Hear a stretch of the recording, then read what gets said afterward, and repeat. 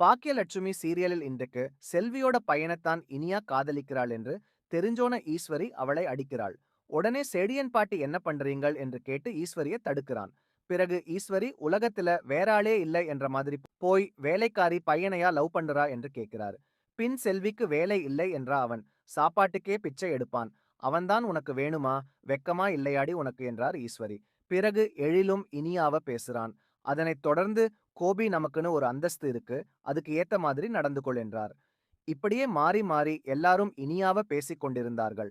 ஆனால் பாக்கியா மட்டும் எதுவும் கதைக்காமல் இருந்தார். அதனை பார்த்த ஈஸ்வரி பாக்கியா அருகில் போய் உனக்கு சொல்றதுக்கு எதுவுமே இல்லையா என்று கேட்கிறார்.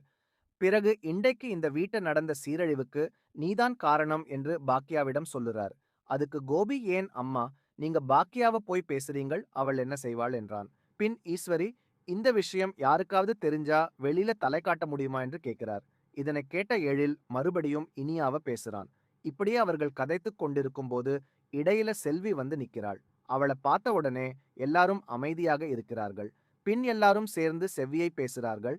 அதைத் தொடர்ந்து செல்விய வீட்டை விட்டு போகச் சொல்லுறார்கள். அதற்கு பிறகு செல்வி வீட்டை வந்து ஆகாஷை அடிக்கிறாள். இதுதான் இன்றைய எபிசோட்.